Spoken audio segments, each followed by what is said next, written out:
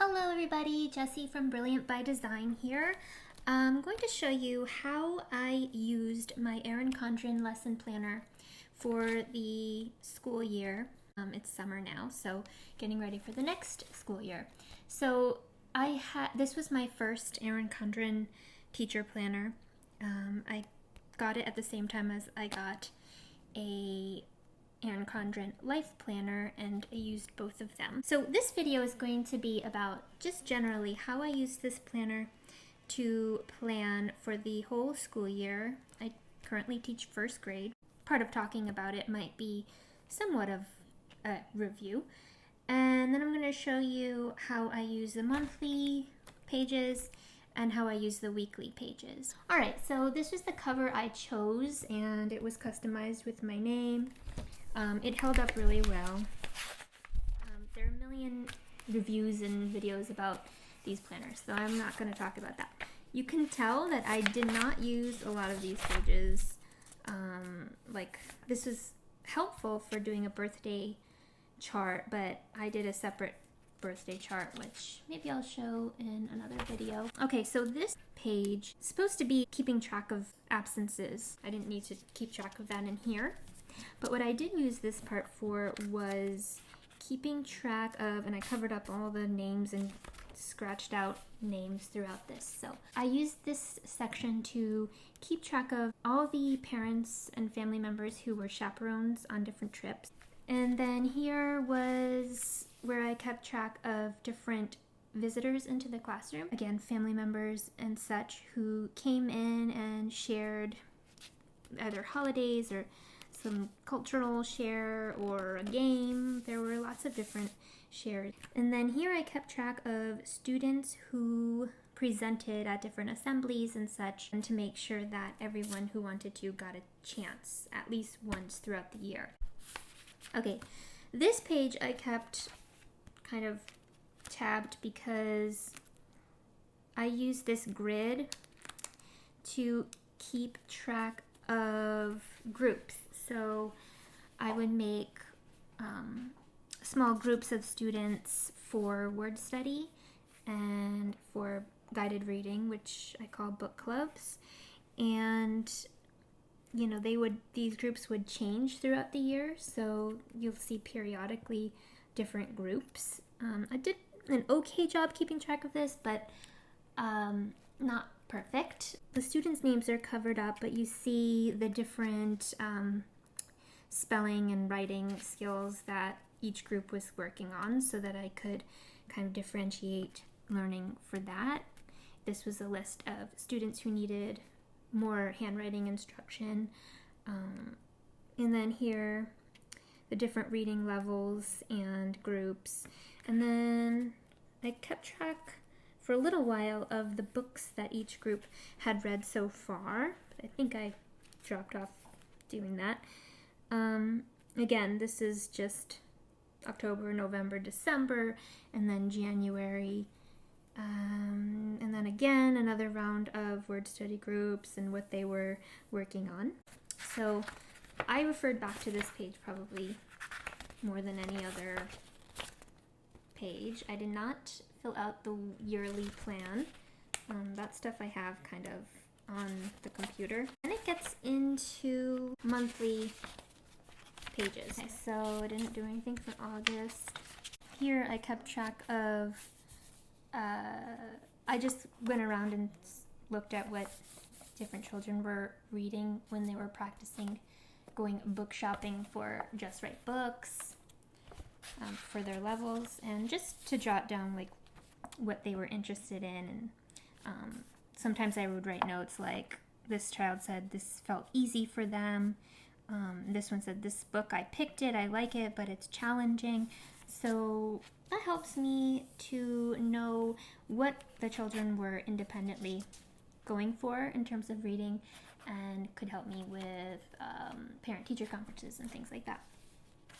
Okay, so then we have the monthly pages.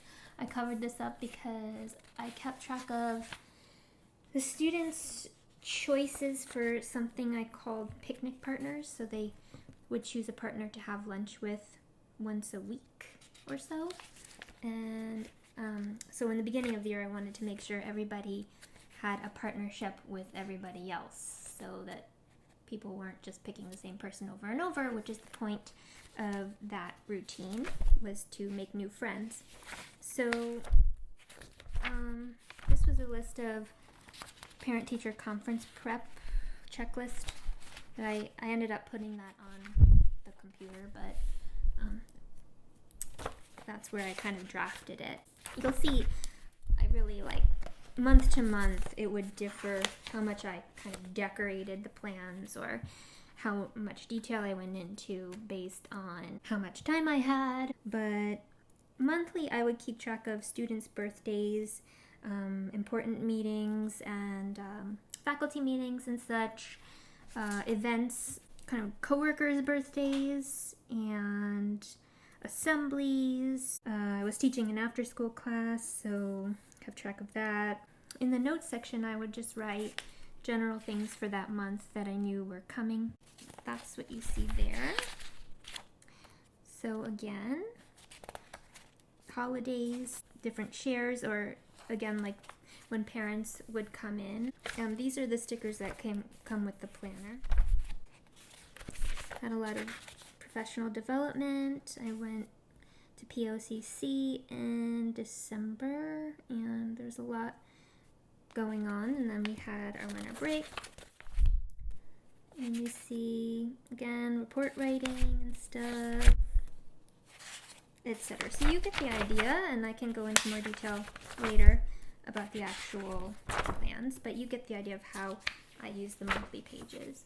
And then this was just stuff I need to order. Okay, so then we get to the lessons tab.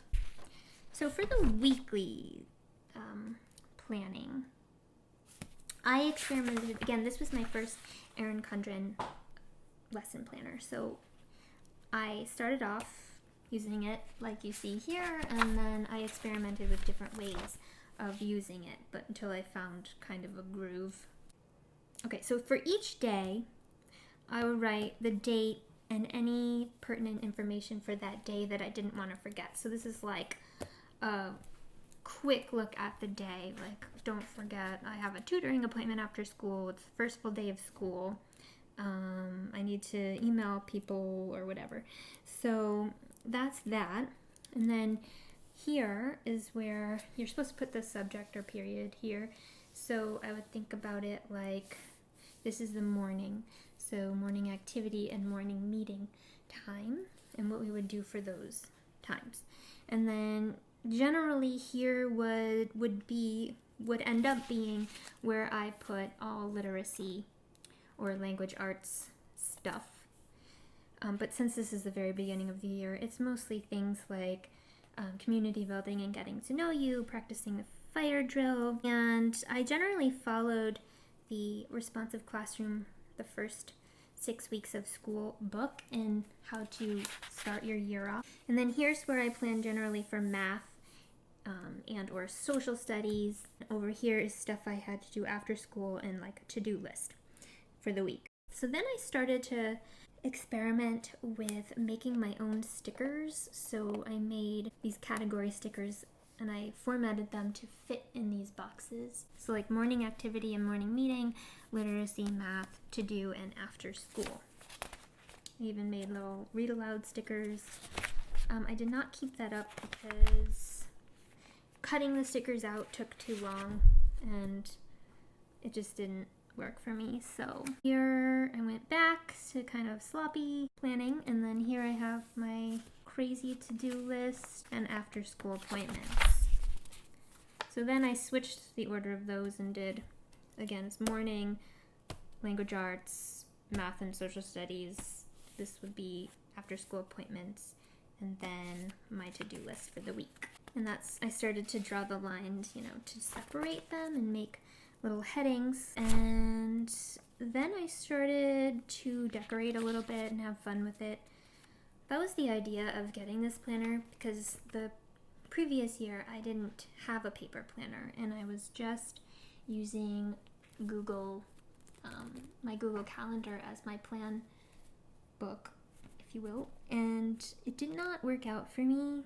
I realized I need paper. I like paper, and I also wanted to encourage myself to plan more. If I could make it more fun, that was the idea. And I did have some fun with it. I could not sustain doing something like this so much, although it didn't take me that much time. But I have fun. Like, this was Halloween time, so that was the theme there. If I didn't have time, I didn't do it, so most of the time I didn't.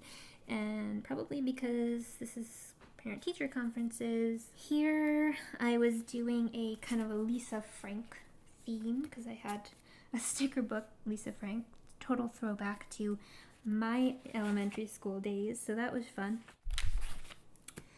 So here was getting closer to Thanksgiving, so the theme is kind of a seasonal thing. I found these were the dollar stickers from Michael. What else? Okay, so getting ready for Thanksgiving break.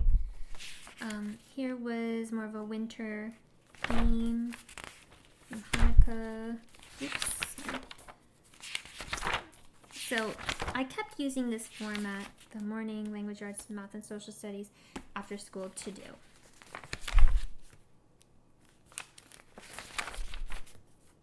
And here, instead of using, I don't know, I tried using a highlighter to make it more structured. I didn't keep up with any of it.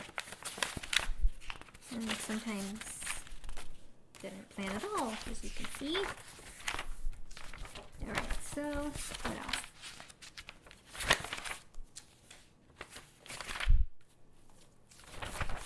Again, if you're interested in anything specific, you can always leave me a question in the comments, and I will try to address it either in the comments or in a follow-up video. So this is how I marked the page that I was on. That's the end of the weekly plans, and then I have this tabbed because this is the checklist section, and this is another page that I would go to frequently because, let's see, this is where I kept track of the students' reading levels as I would do assessments and look at their growth over time, and specifically what that student was working on. And that's all I use the checklist for, so I'll probably take these out and put them in my next planner, which I'm going to try to use a happy planner, and I'll show you that in a different video, but that comes to the end, along with, you know, a bunch of papers that I was using from different meetings and stuff. And again, just stuff to keep. I never ended up using these because they don't come out. If they made these removable, that would have been awesome. Maybe in the new one they did. I got the pen holder, and that's it. My time is about to run out. So that's how I use my Erin Condren planner for the 2015-16 school year.